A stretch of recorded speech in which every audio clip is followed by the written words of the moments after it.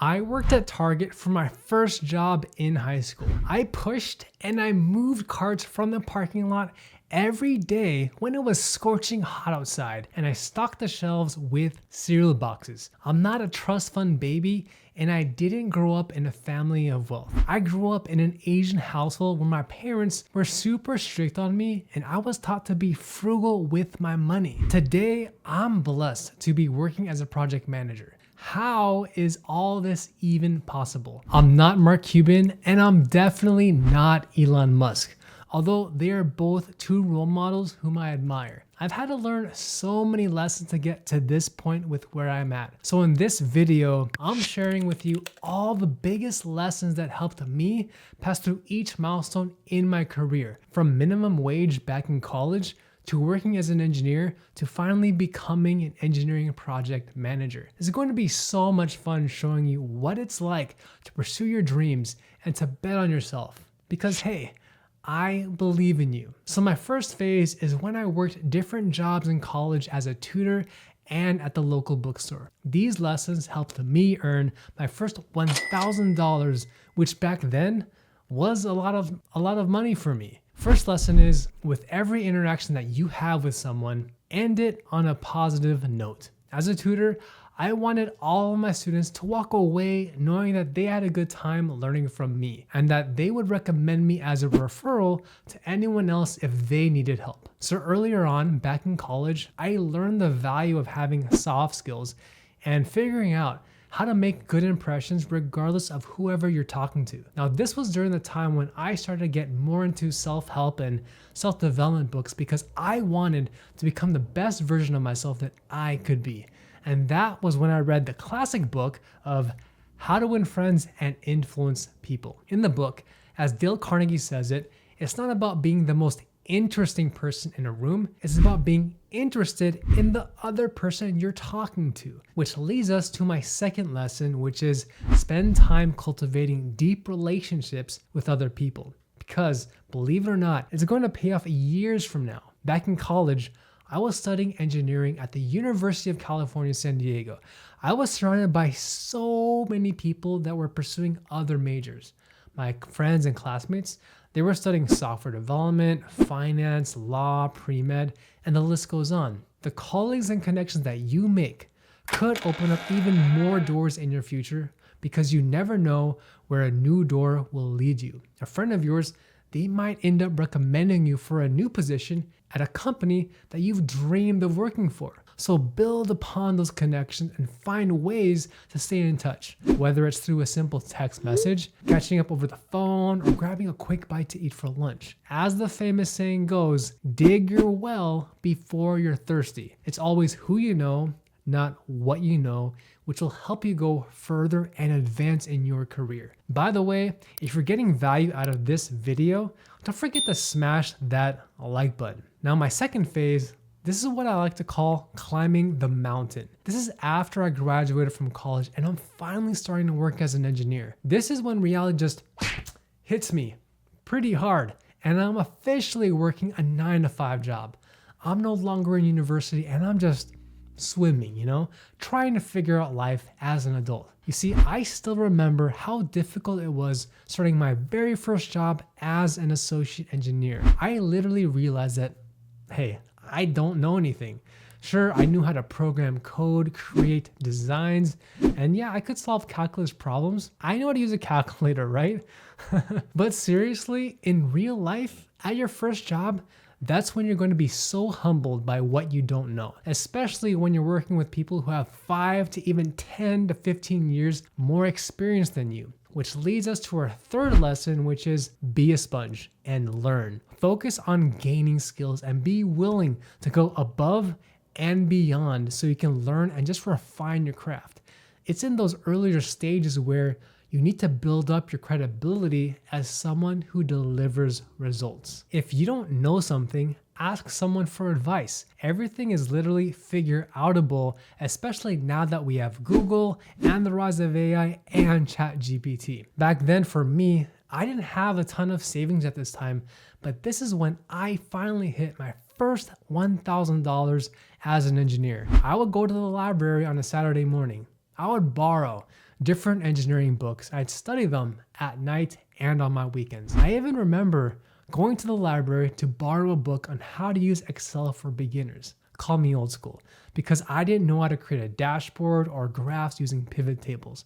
Of course, you can now find all of this information on YouTube, but you get the idea here. I was willing to do whatever it took so I could build up my confidence and skill set as an engineer. If it was something that I didn't know, I would buy the course and invest back into my own education so I could level up, learn new skills, and have a chance at a job promotion in the next few years. Even if a course cost me, let's say $100, I will gladly invest it back into myself, knowing that it would pay huge dividends years from now and maybe increase my earning potential. It's this mindset that I was slowly building over time that gave me a lot of confidence and resilience, which leads us into our fourth lesson. Push yourself to be uncomfortable, because that means you're growing. When an opportunity rises or it knocks at your door, it's literally yours. It's being served to you on a silver platter, which means that you need to level up your game. You see, there was a point in my engineering career where I wanted to work on more critical projects that had an impact on the company. I didn't want to just float on by on a day-to-day basis. I wanted to be seen. I wanted to be recognized by management. I wanted to be considered for a promotion. You see, I didn't want to be an associate engineer for the rest of my life. So I asked my manager, I want to work on the projects which have the biggest impact on our company. What can I do to be on those projects? And fast forward a few weeks later, my manager gave me one of those projects, and it was one of the defining moments that I had as an engineer, because I finally had the opportunity to work with suppliers internationally and lead a much bigger team that was part of a critical product launch. And that meant the world to me to have that impact on our company. So bottom line here is, if you don't ask your manager for what you want, there's zero chance that you're going to get it. If you don't put yourself out in the universe, then how are you going to get what you want? But hey, Alvin, I'm really scared about asking for it. Listen, you have to push yourself to step out of your comfort zone. Be the best bet that you can be and build your own personal track record. Your success will compound over time, and eventually you will build your self-confidence, which leads us to our fifth lesson. Be confident in who you are. This was around the time that I read another book which influenced my mindset, which is called Think and Grow Rich by Napoleon Hill. This book single-handedly helped me laser focus on how I wanted to grow my career and earn more money as an engineer. The first few chapters of this book are very motivational. Now, there's one chapter in here that teaches you the principle of auto-suggestion. There's one quote that I highlighted which I want to share with you. There is a difference between wishing for a thing and being ready to receive it. No one is ready for a thing until he believes that he can acquire it. The state of mind must be belief, not mere hope or a wish. So in our careers, believe that you will land the next job promotion. Believe that you are worth the income that you deserve. Have the confidence to know that your next dream job is waiting right outside the corner and you are one step away from it. As Napoleon Hill says it in his book, our only limitations that we have are those we set up in our minds. I remember all the late nights that I put into the engineering projects that I was working on at work. There was one night where my team and I were working past midnight, reviewing documents, making sure our parts were assembled and they could fit together, and that the first units were ready for customer use. Was I tired of working after midnight? Of course, I was completely exhausted. But hey, you know what? I knew that this would be the stepping stone to something even greater in my future. So you have to think of it that way. Now, this next phase I'm going to share with you is going to completely transform your mind. But before I reveal it, make sure to smash that like button because it shows me your support and inspires me to keep creating high quality videos just like this. So let's talk about the next phase of my career when I finally landed my job as an engineering project manager. When I realized my income could increase by more than 10 to 30% as a project manager, you better believe that I took the leap. I placed a bet on myself. I looked for opportunities in project management, and that's when I realized lesson number 6. Treat yourself as the CEO of your career. As Jay-Z once said, I'm not a businessman.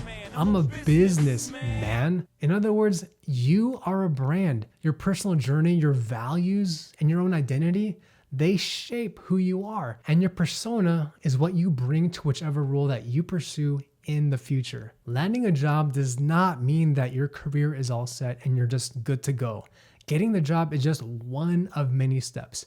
You're continuously building your brand with the results that you're driving, your image of how other people look up to you and the teams that you're leading. Every step that you take, every project you lead, it infuses your brand with more richness and experiences, which will pave the way for more income and better opportunities. As I started working as a project manager, I also started to notice that sometimes things just don't always turn out the way that I want them to. No matter how hard I worked or the amount of effort I put into it, sometimes I'm going to fail. This is lesson number 7, which is don't let the scars of failure, feeling imposter syndrome, or negative criticism hurt you. In my first project manager role, I realized that not everyone will want to work with you, and they especially may not like you whatsoever. There's people who you'll get along with, and then there's people who somehow always seem to get on your nerves and make you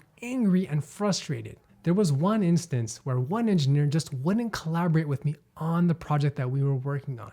And it's like, you're being paid to do your job. Let's work together on this. And it can feel so frustrating when you don't get the support that you need or the information that you require. And it's in those instances, that's when I learned to go directly to their manager and ask for their support. Because if their manager has your back, then it's going to be so much easier to drive results with that person. Now, these situations, they don't happen often.